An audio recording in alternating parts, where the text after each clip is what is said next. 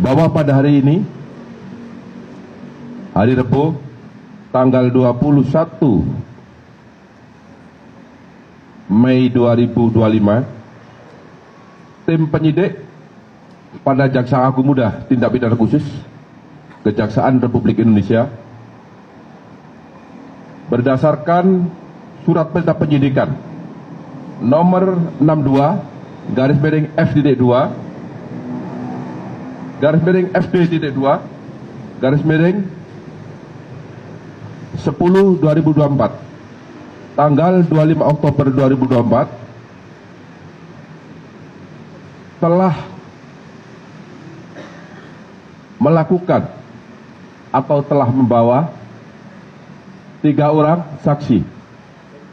Yang pertama adalah Saudara DS selaku pemimpin divisi korporasi dan komersial PT Bank Pembangunan Daerah Jawa Barat dan Banten tahun 2020. Yang kedua, YM selaku Direktur Utama PT Bank DKI Jakarta tahun 2020.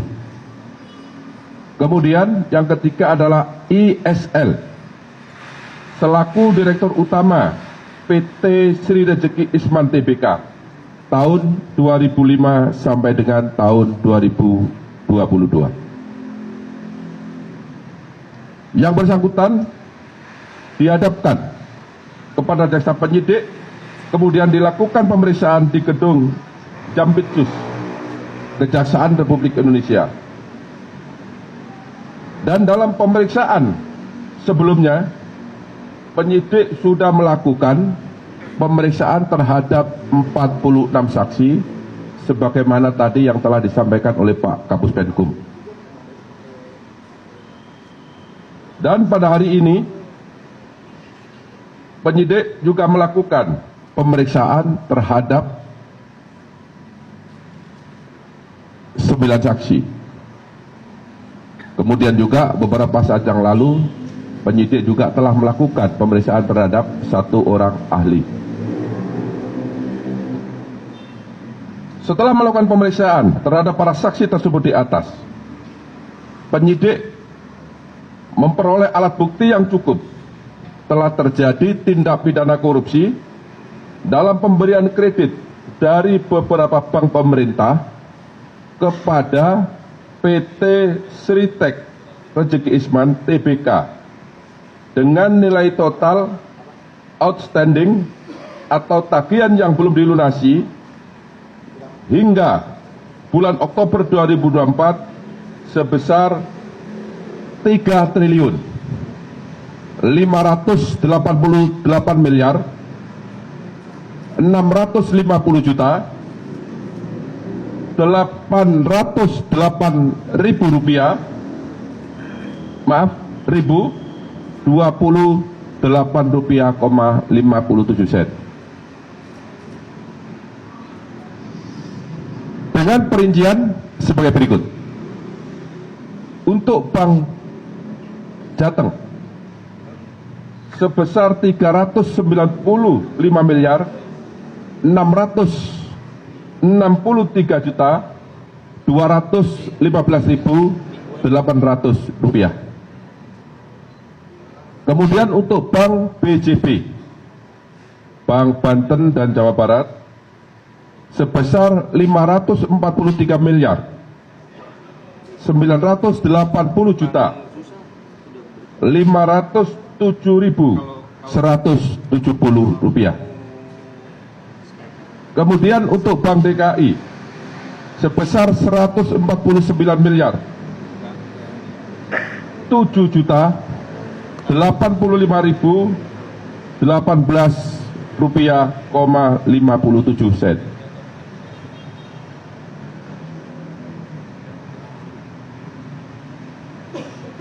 Kemudian yang keempat, yaitu bank sindikasi yang terdiri dari Bank BNI, Bank BRI, dan LPEI.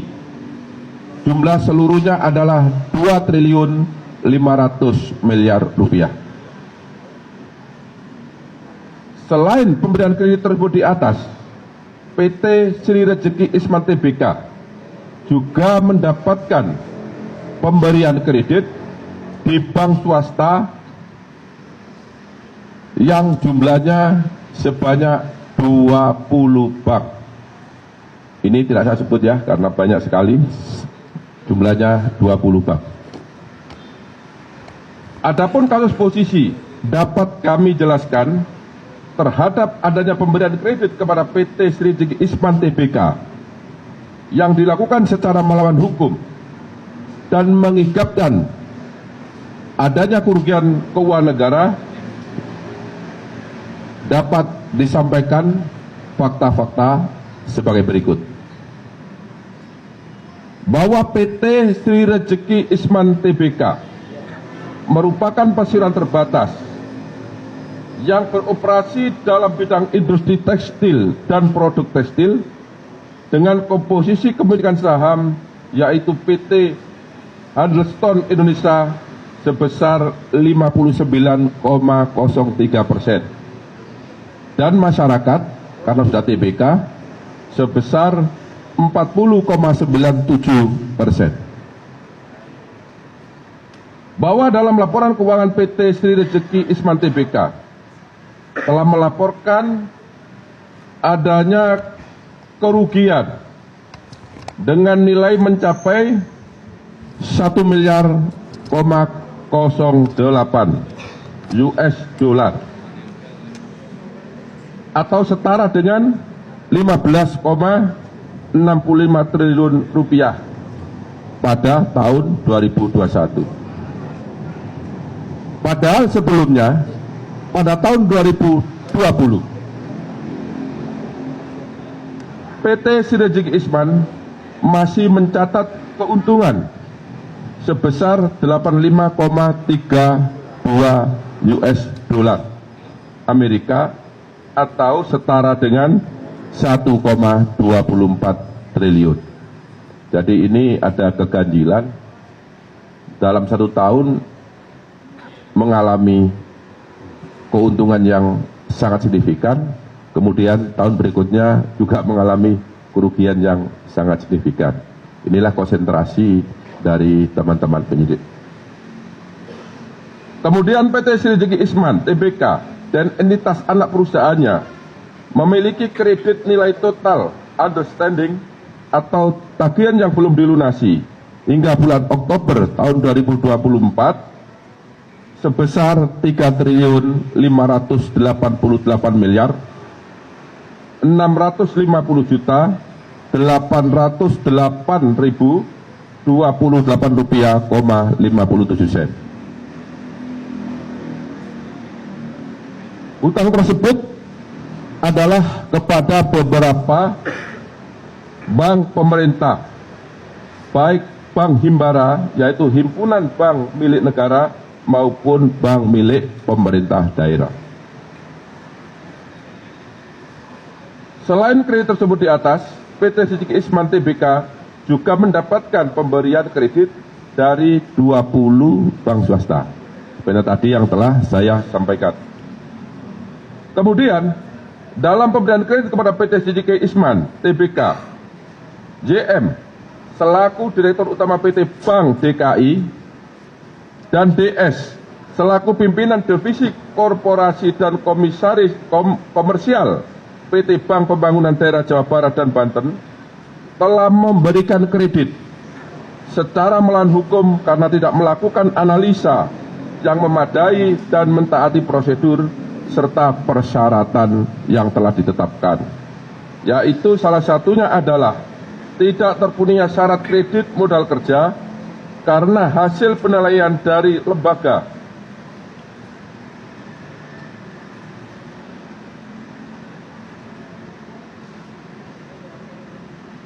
pemeringkat Fit and Modis disampaikan bahwa PT Sri Rejeki Isman Tbk hanya memperoleh predikat BB- atau memiliki risiko gagal bayar yang lebih tinggi. Padahal seharusnya pemberian kredit tanpa jaminan hanya dapat diberikan kepada perusahaan atau debitur yang memiliki peringkat A. Yang seharusnya dilakukan sebelum diberikan financial kredit sehingga perbuatan tersebut bertentangan dengan ketentuan standar operasional prosedur bank serta Undang-Undang Republik Indonesia Nomor 10 Tahun 1998 tentang perbankan sekaligus penerapan prinsip kehati-hatian.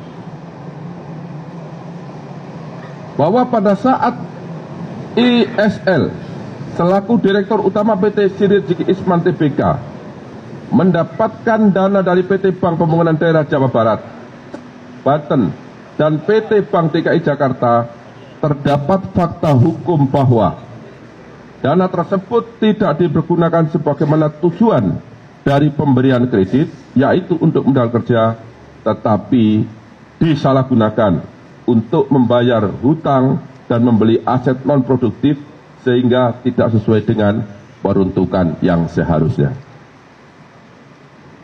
Bahwa kredit yang diberikan oleh PT Bank Pembangunan Daerah Jawa Barat, Banten, dan PT Bank DKI Jakarta kepada PT Sinergi Isman Tbk saat ini macet dengan volatilitas 5 dan aset perusahaan tidak bisa dieksekusi untuk menutupi nilai kerugian negara karena nilai lebih kecil dari nilai pemberian pinjaman kredit serta tidak dijadikan sebagai jaminan atau agunan. Bahwa PT Sinergi Isman Tbk dinyatakan pilot oleh Pengadilan Negeri Niaga Semarang melalui putusan nomor perkara 2/PDT.SUS homologasi /2024/PN Niaga Semarang. Bahwa akibat adanya pemberian kredit secara melawan hukum tersebut yang dilakukan oleh PT Bank Pembangunan Daerah Jawa Barat Banten dan PT Bank DKI Jakarta kepada PT Sinergi Isman Tbk telah mengakibatkan adanya kerugian keuangan negara sebesar 690.592.188 rupiah dari total nilai outstanding atau tagihan yang belum dilunasi sebesar 3.588.808.028 rupiah,57 sen. Kemudian setelah dilakukan pemeriksaan terhadap DS, kemudian terhadap YM dan terhadap ISL, pada hari ini Rabu tanggal 21 Mei tahun 2025, penyidik pada Jampitsus Kejaksaan Agung Republik Indonesia menetapkan 3 orang tersebut sebagai tersangka karena ditemukan alat bukti yang cukup telah terjadi tindak pidana korupsi dalam pemberian kredit PT Bank Pembangunan Daerah Jawa Barat dan Banten serta PT Bank DKI Jakarta kepada PT Sinergi Isman Tbk. Penetapan tersebut berdasarkan untuk ISL, yaitu penetapan nomor 35 tanggal 21 Mei 2025. Untuk tersangka DS berdasarkan penetapan nomor 36 tanggal 21 Mei 2025. Dan untuk tersangka YM berdasarkan penetapan nomor 37 tanggal 21 Mei 2025.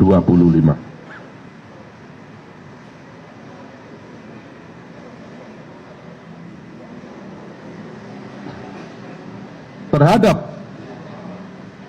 tersangka DS, tersangka YM, dan tersangka ISL disangka telah melanggar pasal 2 ayat 1 atau pasal 3 yaitu pasal 18 Undang-Undang Nomor 31 Tahun 1999 tentang pemberantasan tindak pidana korupsi sebagaimana telah diubah dengan Undang-Undang Nomor 20 Tahun 2001 junto pasal 55 ayat 1 ke 1 Kitab Undang-Undang Hukum Pidana.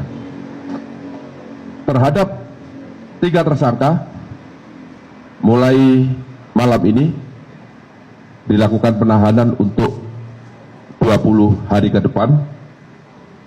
Untuk tersangka ISL dilakukan penahanan berdasarkan surat perintah nomor 32 tanggal 21 Mei 2025. Untuk tersangka DS berdasarkan surat perintah penahanan nomor 33 tanggal 21 Mei 2025. Dan untuk tersangka ZM berdasarkan surat perintah penahanan nomor 34 tanggal 21 Mei tahun 2025. Yang bersangkutan ditahan di Rutan Salim Baca Pengejaran Agung dan sebentar lagi akan dilakukan atau dibawa ke tahanan. Jelajahi cara baru mendapatkan informasi. Download Metro TV Extend sekarang.